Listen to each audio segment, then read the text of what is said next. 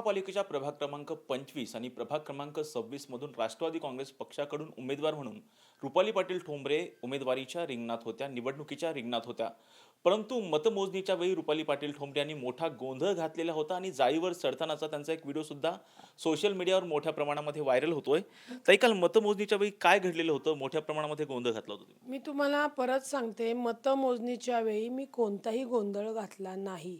माझ्या न्यायालयीन आणि कायदेशीर प्रक्रियासाठी माझा तो आवाज होता आणि तो माझा अधिकार आहे. कारण का त्या मतमोजणीमध्ये आम्हा उमेदवारांना कसबा क्षेत्रीय कार्यालयाच्या अधिकाऱ्यांनी जाळीच्या आतमध्ये घ्यायला पाहिजे होतं. ते त्यांनी आम्हाला घेतलं नाही. 1, 2 लोकशाहीचा चौथा स्तंभ मीडिया आत पाहिजे होती. आम्हाला आमचे मोबाईलसुद्धा पाहिजे होते. कारण का मी अत्यंत जबाबदारीने सांगते, आम्हाला 11 जानेवारीला दिलेली ही लिस्ट मशीनची नंबर आणि आमच्या टेबलावर आलेली लिस्ट पहिल्या फेरीमध्ये आमच्या पोलिंग एजंटांना वेगवेगळी मिळाली. जेव्हा ही वेगवेगळी मिळाली तेव्हा आमच्या पोलिंग एजंटनी त्याच्यावर आक्षेप घेतला. तरीसुद्धा निवडणूक आयोगाचे श्री काळे, कसबा क्षेत्रीय निवडणूक अधिकाऱ्याचे काळ्यांनी ती स्वतः रेटली आणि मतदान प्रक्रिया चालू ठेवली. लोकशाहीला हे आहे योग्य? का नाही कायदेशीर प्रक्रिया राबवली? आणि तिथं तेव्हा मूग गुळून बसलेले भाजपची जी लोक आहेत शांत बसले होते. कारण का त्यांनी EVMची जी काही छेडछाड आहे ती त्यांनी केलेली होती. एवढी मतदान प्रक्रिया आम्ही थांबवल्यानंतर त्या निवडणूक अधिकाऱ्याचं काम होतं की जो आमचा आक्षेप आहे तो पारदर्शकपणे इन कॅमेरा आम्हाला त्याचं शंकेचं आमचं निरासन लिगली करणं. ते फक्त म्हणत होते नंतर बघतो, नंतर करतो. नाही चालत हो. इतर उमेदवारांना ठीक आहे, मला प्रक्रिया माहिती आहे ना. जर आम्ही आक्षेप घेतलाय, आम्हाला दिलेले मशीन्स आणि टेबलावर आलेले मशीन्स हे वेगळे असतील तर मग ते आमचं मतदान आहे का? तर नाही आहे. मग मतमोजणी घ्यायची कशाला? आणि सगळ्यात महत्त्वाचं या निवडणुकीमध्ये लक्षात आलं की आमचे जे आरो आहेत कसबा क्षेत्रीय कार्यालयाचे, त्यांनी सांगितलं की 13 तारखेला आम्ही मशीन्स बदलल्या आणि कमिशनला रिपोर्ट दिलेला आहे. आता हे सगळं रेकॉर्डिंग त्यांच्या म्हणजे निवडणूक आयोगाच्या व्हिडिओमध्ये आहे. आता ते डिलीट करणार.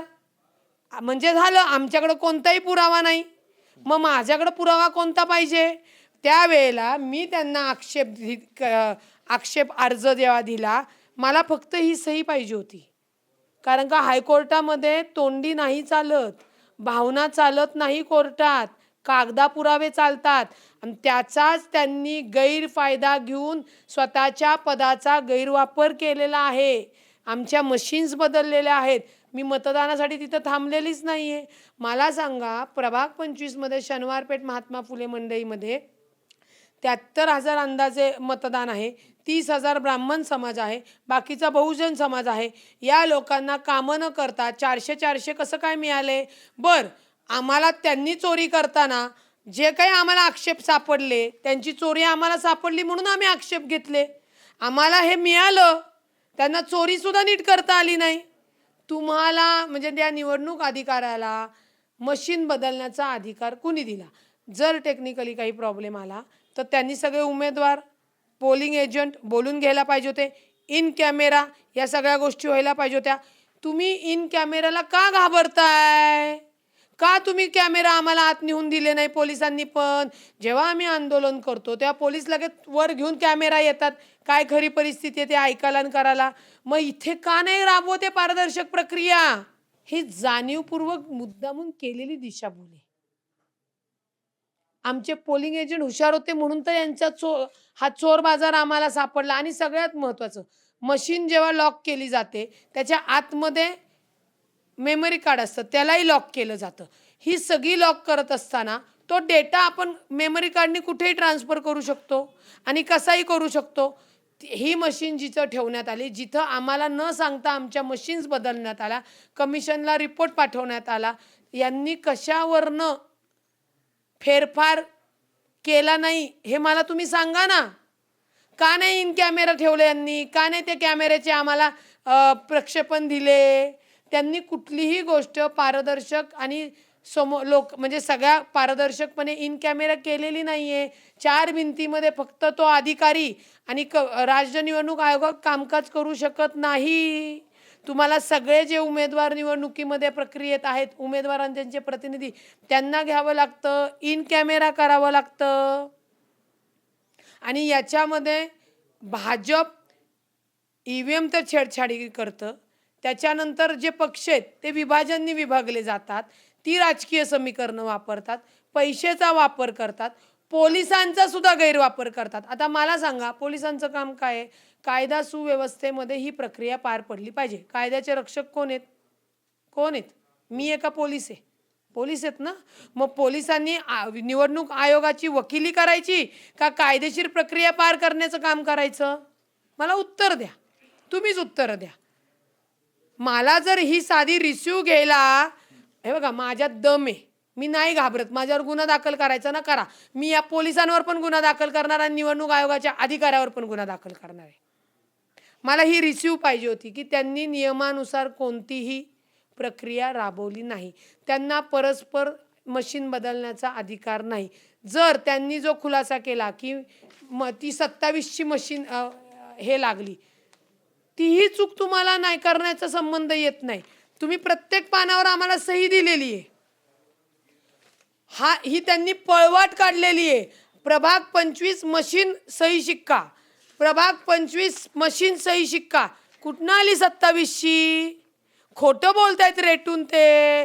आणि भाजपला अशा जर मॅनेज करून निवडणुका जिंकल्यात, दिली आम्ही तुम्हाला भीकमध्ये, जिंका. तुमची पात्रता तुम्हाला लोकांनी दाखवून दिलेली आहे. उगीच एवढं लोकांचा आक्रोश होतोय का? कुठनं आली? आणि हे जे म्हणतात की नाही नाही आमचं दायित्व, कसलं दायित्व तुमचं?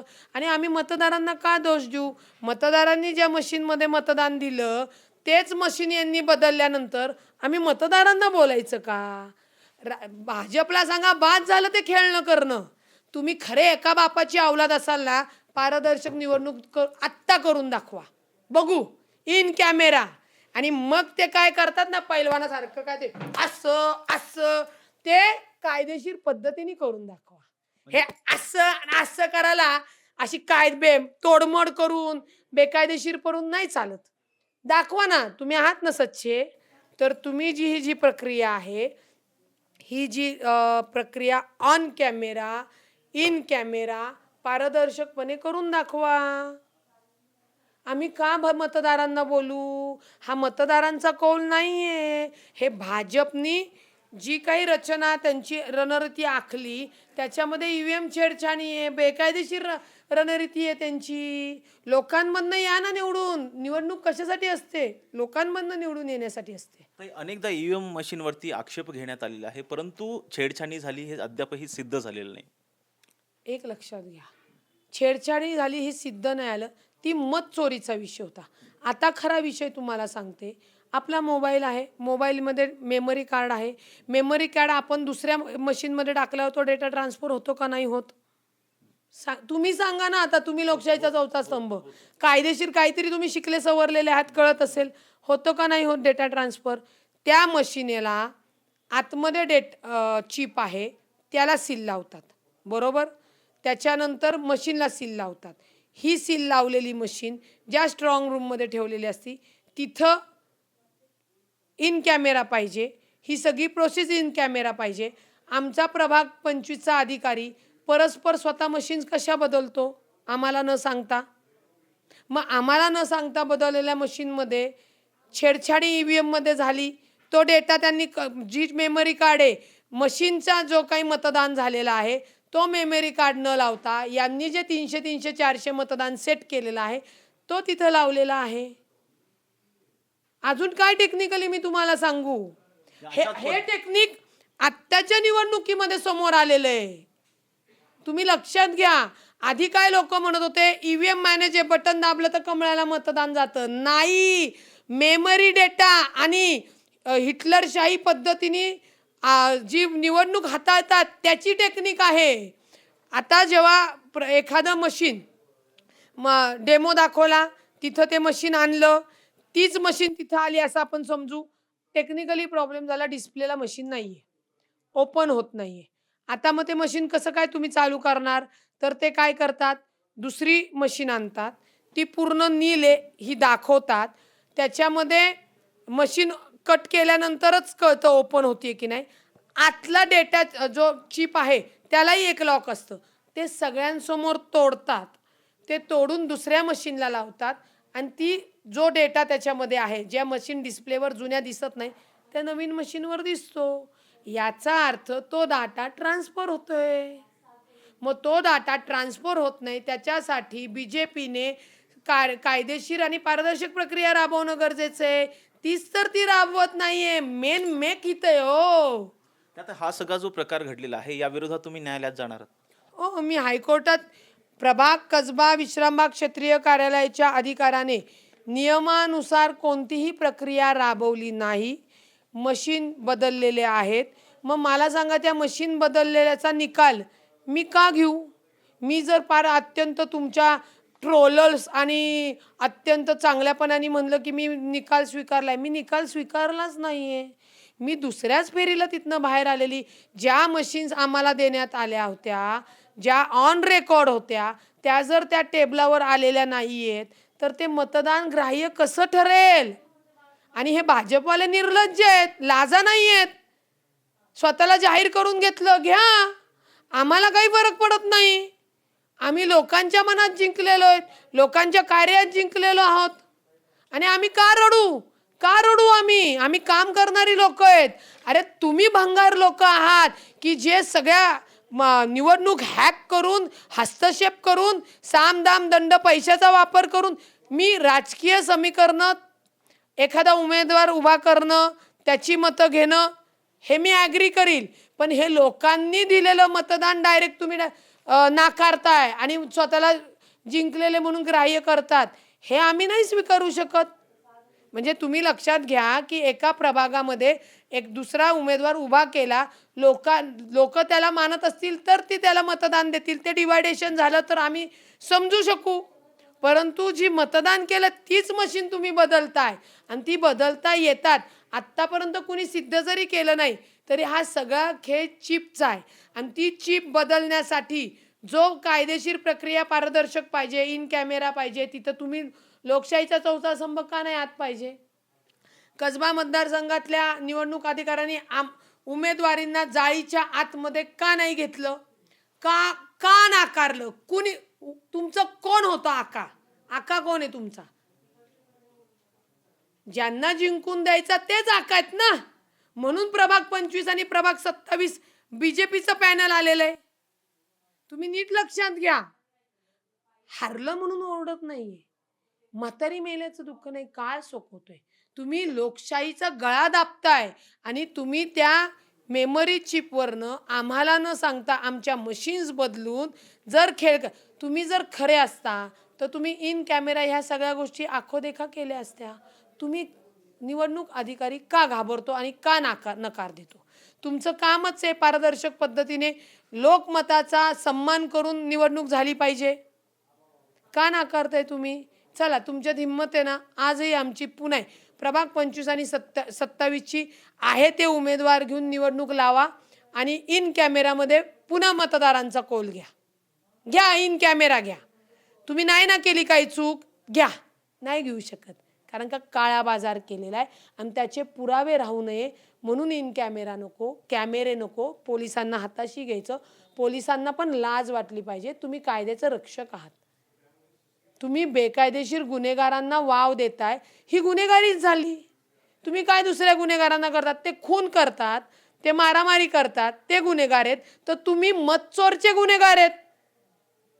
तुम्ही गुन्हेगार आहात. मग ही गुन्हेगारी कोर्टामध्ये सिद्ध करण्यासाठी साक्ष पुरावेच ते ठेवत नाहीयेत. ठेवले पाहिजे ना. आणि म्हणून मला जाळीवर चढावं लागलं. जर त्यांनी माझा हे माझं पत्र घेऊन मला जर रिसिव्ह दिली असती, मला चढावं लागलं असतं का? जर येणाऱ्या मशीन या बदललेल्या नसत्या तर मला आंदोलन करावं लागलं असतं का? नाही. जर मी त्यांना जे प्रत्येक वेळेला त्यांनी आम्ही मतदान प्रक्रिया थांबवल्यानंतर, आक्षेप घेतल्यानंतर, थांबवल्यानंतर येणारी मशीन ओपन येते हो. म्हणजे तुम्ही लक्षात घ्या, सीलवाली मशीन आमच्यासमोर यायला पाहिजे. एकतर मशीन बदललेले आहेत, त्याच्यानंतर सीलसुद्धा ओपन आहे. तो कौल आम्ही मान्य करायचा असं तुमचं मीडियाचं म्हणणं आहे का? मला सांगा, आहे का तसं म्हणणं? मला जे बेकायदेशीर दिसते ते मी माझ्या ताकदीने, माझ्या अभ्यासावर सगळ्यांसमोर आणतीये. त्याच्यामध्ये जर माझा आवाज थोडा मोठा आहे, मग त्यांच्या बापाचं काय गेलं? तुम्ही तुमचा गळा घोटा ना, ओरडा ना तुम्ही दाखवा कायदेशीर आहात म्हणून. तुम्ही दाखवा ना, बाप नाही तर श्राद्ध घाला. मी घालतीये, तुम्ही घाला. निवडणूक प्रक्रिया कायदेशीर पद्धतीने राबवणं आणि पारदर्शक पद्धतीने करणं हे निवडणूक अधिकाऱ्याचं काम असतं. परंतु प्रभाग 25 मध्ये निवडणूक अधिकारीच सत्ताधाऱ्यांना मॅनेज झाल्यामुळे EVM मध्ये ती छेडछाड करण्यात आलेली आहे. मी तुम्हाला परत सांगते की ज्यावेळी लक्षात घ्या की जे मशीन नंबर दिलेला असतो ते मशीन त्या मोजणी यंत्रावर आणल्यानंतर तो नंबर व्हेरीफाय केला जातो. हा व्हेरीफाय होत असताना पोलिंग एजंट समोर असतात आणि उमेदवार समोर असतात आणि इन कॅमेरा हे सगळं चालतं. इन कॅमेरा घ्यावाच लागतो. मीडियाची लोकं ही आत ठेवलीच गेली पाहिजे. परंतु कसबा मतदारसंघामध्ये श्री काळे निवडणूक अधिकाऱ्यांनी एकही कॅमेरा, माध्यमं, उमेदवाराचे मोबाईल आत नव्हते, कारण का त्यांना काळा चोर बाजार करायचा होता. त्याच्या उलट ज्या निवडणूक अधिकाऱ्यांनी योग्य कायदेशीर प्रक्रिया राबवली, जेव्हा तिथल्या प्रभाग 26 मधल्या मतदानावरती कंट्रोल म्हणजे मशीन आल्यानंतर पहिल्यांदा नंबर चेक केला. नंबर चेक केल्यानंतर लक्षात आलं की मशीन डिस्प्ले होत नाहीये. त्यावेळी तिथल्या अधिकाऱ्यांनी ही नियमावलीची झेरॉक्स, बघा ही नियमावलीची झेरॉक्स आम्हा सगळ्यांना दिली. त्याच्यामध्ये स्पष्ट नियमावली आहे. ज्या कंट्रोल युनिटवरील निकाल दिसत नसेल त्या कंट्रोल युनिटचे कॅन्ड सेट सेक्शन उपस्थित उमेदवार प्रतिनिधी यांच्या समक्ष घोषणापत्रावर सह्या घ्यायच्या, इन कॅमेरा ह्या गोष्टी करायच्या आणि मग प्रोसिजर पुढे जायची. म्हणजे जो डिस्प्लेला मशीन दिसत नाही त्याला दुसरी जी मशीन आणणार ती मशीनमध्ये कुठलंही वोटिंग नसलेलं पाहिजे, ती पूर्ण रिकामी पाहिजे. त्याचंही ती प्रत्येक म्हणजे जी मशीन सगळ्यांसमोर त्यांनी दाखवणं गरजेचं आहे. त्याच्यानंतर कंट्रोल युनिटवरील जर निकाल दिसत नसेल तर मतदान पत्रावरील खोचून लावलेली पांढऱ्या रंगाची काढता येणारी मेमरी ओढून काढावी. म्हणजे पांढरी मेमरी कार्ड असते ती काढावी, पण ती काढत असताना EVM मशीन बंद ठेवण्यात यावं असे नियम आहेत. त्याच्यानंतर त्यांच्याकडं जी राखीव मशीन आहे ती सगळ्यांसमोर आणावी आणि दाखवावी. त्या राखीव मतदानामध्ये मशीनमध्ये आधीच बॅटरी लावलेली असावी आणि मागून मग स्विच ऑन ऑफ करावा. म्हणजे नवीन जी डिस्प्ले झालेली मशीन ओपन होत नाहीये त्याचे सील सगळ्यांसमोर फोडावे. दुसरी मशीन आणली राखीव मशीन सुद्धा आम्हाला जी 15 मशीन दिलती त्याच्यामध्ये आम्हाला निवडायला लावलं होतं. म्हणजे तिथं कुठेही चोरीला पळायला वाट नाही. 15 मशीन मधली त्यांना काय माहिती आम्ही कोणत्या 2 मशीन घेणार आहेत. आम्ही त्या 2 मशीन घेतल्या, त्या आणल्यानंतर त्याच्यामध्ये ते कोणतेही मतदान नाही ते बघितलं, तिथं मेमरी कार्ड नाही ते बघितलं. त्याच्यानंतर इथली मेमरी कार्ड काढून या मशीनला लावली आणि ते मशीन ऑन केलं. सगळा जो डेटा बंद पडलेल्या मशीनमधला अख्खा डेटा या मशीनमध्ये ऑन झाला. याला प्रोसिजर म्हणतात. मग का घाबरले कसबा क्षेत्रीय कार्यालयाचे काळे? का नाही त्यांनी प्रक्रिया राबवली? कारण का त्यांनी परस्पर मशीन्स बदललेल्या होत्या आणि म्हणून या जे मत चोरून, हस्तक्षेप करून, छेडछाड करून आलेले भाजपचे उमेदवार मुख गिळून गप होते. विरोधकांना त्यांना टीका करायला काय जाते? तुम्ही असताल खरे तर कायदेशीर प्रक्रिया राबवून दाखवा. आणि काही अधिकारी जे आहेत त्यांनी चोखपणे काम केले, कारण का तिथं त्यांना ते करू शकले नाही. जी लोकांचा पब्लिकचा रेटा, जे पब्लिक तिथं समोर आहे किंवा त्यातनं जे काय घडेल अशा दृष्टिकोनातनं कसबा मतदारसंघातल्या 25-27 मध्ये 100% मशीन्स बदलून डेटा चोरी लक्षात घ्या ही करण्यात आलेली आहे. ज्यांना कुणी दारात उभं केलं नाही, ज्यांनी कधी कामं केली नाही, त्यांना जर 400-400चा लीड मिळत असेल तर आम्ही वेडेत का मतदार वेडेत? आणि लोकांना काही पडलेलं नाहीये मतदारांना. आम्ही आमचं मत दिलं. आता ते कुणी चोरलं आणि ते त्यांनी का चोरलं हे ही जबाबदारी मतदारांवर द्यायची का? ही जबाबदारी सत्ताधाऱ्यांची आहे कायदेशीर पद्धतीने राबवणे आणि करणे. जर भाजप संविधान मानतं ना, मग पारदर्शकपणे कामकाज केलं पाहिजे.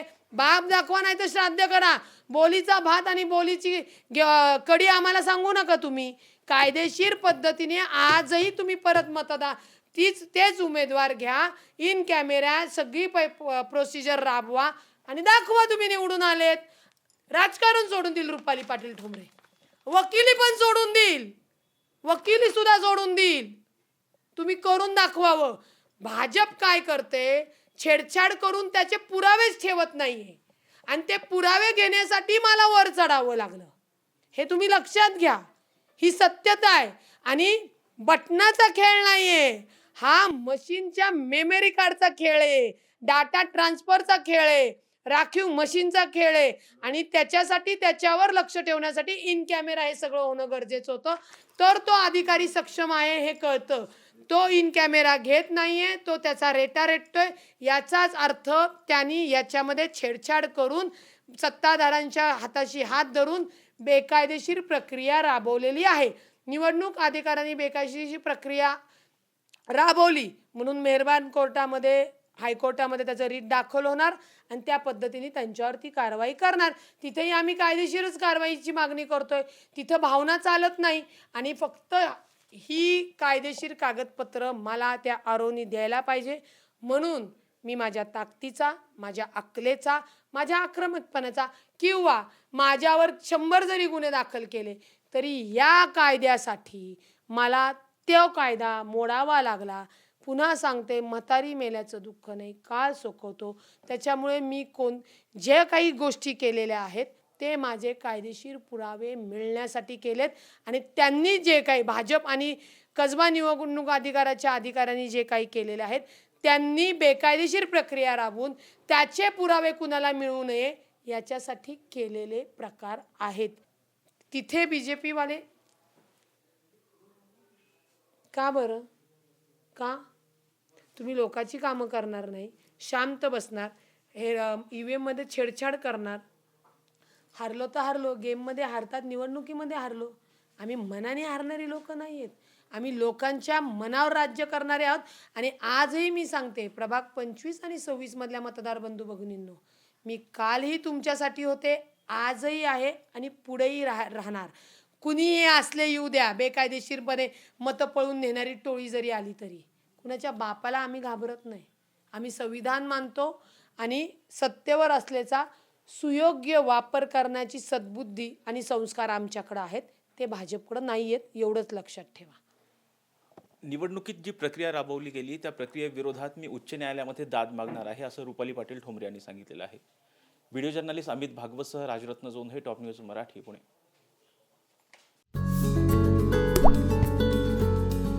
आता जोकासु STP या अत्याधुनिक जॅपनीज तंत्रज्ञानाने सुसज्ज, quick installation, energy efficient, noiseless blowers, low maintenance या आणि अशा वैशिष्ट्यांनी परिपूर्ण जोकासु STP तंत्रज्ञान प्रकल्प उभारणीपासून ते विक्री पश्चात समाधानकारक सेवा देणारी, भारताबरोबरच परदेशात देखील प्रकल्पांची यशस्वी उभारणी करणारी company Deccan water treatment private limited.